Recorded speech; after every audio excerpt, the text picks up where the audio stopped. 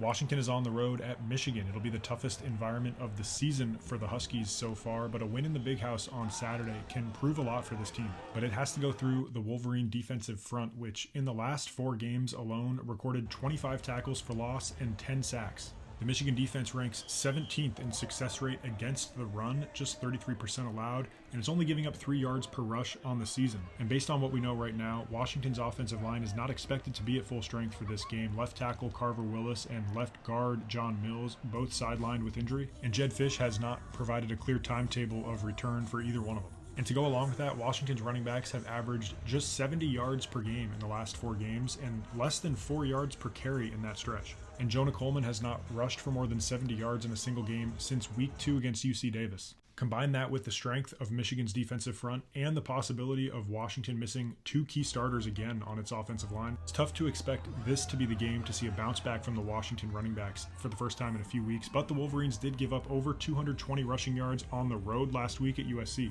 If the run game isn't there, Washington can use its short and intermediate passing game as an extension of the run game. Jonah Coleman has proven that to be effective already this season. He's got 20 catches for 243 yards, and he's gained 278 yards after the catch because his average depth of target is -2 yards this season. On top of that, Damon Williams is completing 92% of his passes in that short and intermediate range, and Michigan's defense is allowing a 44% passing success rate this season, which ranks 97th in the country. USC quarterback Jaden Mayava completed 78% of his passes last week against Michigan for 265 yards and 2 touchdowns.